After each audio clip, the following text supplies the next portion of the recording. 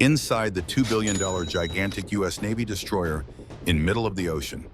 Well, did you know there's a warship in the middle of the ocean right now that carries more firepower than many countries' entire navies and costs nearly $2 billion to build? From the outside, it looks like just another gray ship, but in Aegis it hides technology so advanced and weapons so powerful that it can track enemies hundreds of miles away and strike targets far beyond the horizon.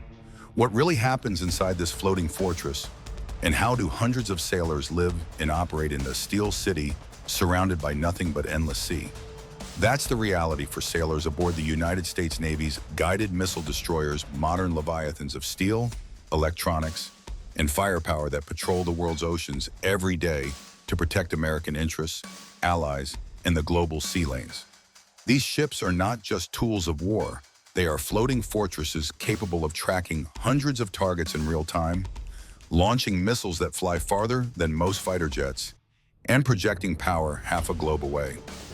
Among the most common of these is the Arleigh Burke-class destroyer, a ship valued at roughly $2 billion per hull, depending on configuration and upgrades. But to understand what life is like inside one, and what makes them such formidable instruments of sea power, we must go beyond the deck and into the heart of the ship itself, where crew, technology, and mission converge in ways that few on land can imagine. At first glance, a destroyer might look like any other large naval vessel, long, sleek, and gray. But beneath its deck lies one of the most advanced combat systems ever fielded at sea. Destroyers like the Arleigh Burke are designed as multi-mission warships. They can intercept and destroy aircraft, cruise missiles, and ballistic missiles with powerful missiles guided by advanced radar systems. Strike land targets hundreds of miles away with long-range cruise missiles. Hunt submarines using towed sonar arrays and helicopters. Defend aircraft carriers and other ships with layered air defense. This versatility makes destroyers essential members of carrier strike groups, expeditionary strike groups, or operating independently on missions ranging from deterrence to combat operations. The typical Arleigh Burke destroyer stretches about 500 feet long, longer than a football field, and displaces around 9,000 tons of water when fully loaded. That's a massive hull slicing through some of the world's roughest seas. Under the surface, 4 gas turbines generate nearly 100,000 horsepower, driving 2 shafts. This allows the ship to exceed 30 knots, about 56 kilometers per hour, fast enough to outrun many threats and reposition quickly in a crisis. Inside, life revolves around the integrated Aegis combat system, a suite of radars, computers, and weapons that work together like neurons in a brain. The centerpiece, the AN/SPY-1 radar, can track hundreds of targets simultaneously, from speedy aircraft to incoming missiles.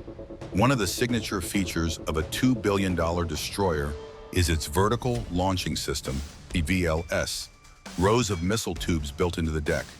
These tubes carry a mix of missile types.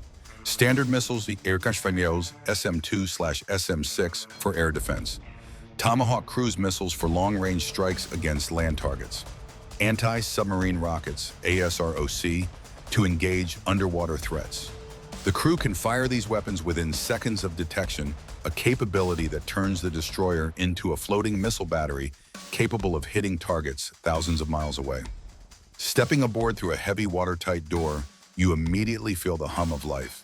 Diesel engines vibrating beneath your feet, consoles blinking with data, and sailors in crisp uniforms moving with purpose. This is the ship's nerve center. From here, officers and watch teams coordinate navigation, sensor monitoring, and tactical decisions. Large screens display radar data, charts, and targeting information. Commands pass swiftly, every word precise, because here hesitation can cost lives. Beyond the bridge are battle stations, armored rooms equipped with consoles linked directly into the Aegis system, where teams work in shifts around the clock. This is where the destroyer's sensors, weapons, and communications come together in real time. Even though the ship is a machine designed for conflict, life aboard is still human. Crew quarters are compact, stacked like cabins on a cruise ship, but far smaller. Sailors share bunks and shifts. Privacy is a luxury few enjoy. Every space is optimized. Lockers double as storage, and personal items are secured to prevent them from floating when the ship rolls with a wave. A handful of officers and enlisted personnel make up the crew, typically several hundred sailors who operate, maintain, and fight the ship. They eat together in mess halls, exercise in small gyms, and return email when they can, often with the endless blue ocean as the only view beyond the portholes. Life aboard a destroyer on deployment is a mix of rigorous routine and high-stakes unpredictability. Sailors stand watch in shifts, 24 hours a day. One team may be at the radar consoles, another monitoring sonar, while others navigate or maintain engines. Even at rest, someone is always on duty. The constant vigilance is essential. Threats can appear from hundreds of miles away. Aircraft, missiles, submarines, and the destroyer must be ready to respond instantly. Even in peacetime, the ship is never idle.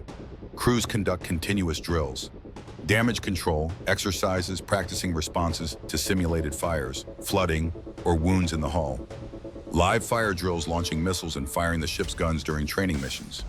Emergency drills, response teams practicing evacuations, rescues, and battle damage protocols. These drills aren't just routine, they are essential for survival. Every sailor knows their role in an emergency, just as pilots prepare endlessly before takeoff. At the heart of the destroyer's combat capability is situational awareness. Powerful radars, electronic warfare systems, and sonar networks feed data into a central combat system. Amid the steel bulkheads and echoing corridors, sailors talk about family, future deployments, and the strange beauty of the sea. There are laughter and games, but also moments of silence as the ship cuts through a lonely night, guided only by radar and stars. When diplomacy fails or conflict erupts, destroyers like these become key players. In combat operations, they may be tasked with defending aircraft carriers against air bombardment and missile threats, supporting ground troops with long-range precision strikes, neutralizing enemy naval assets before they become a threat, escorting evacuation missions, or enforcing blockades. Each mission demands split-second decisions and flawless coordination between sailors and technology. Destroyers are built not just for today's threats, but tomorrow's challenges. New systems like improved radar arrays and electronic warfare suites are constantly being added.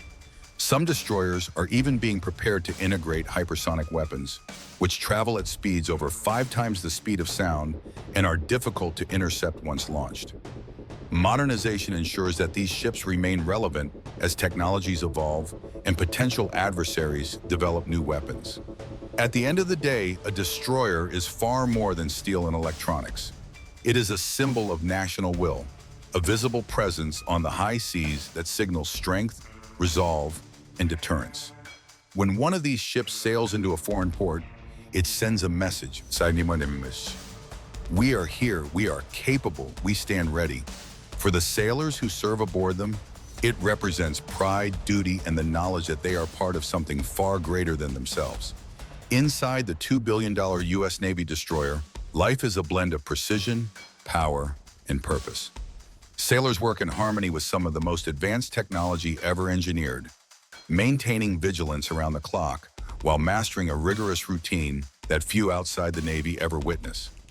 These destroyers are not simply tools of war, they are floating embodiments of strategy, deterrence, and capability.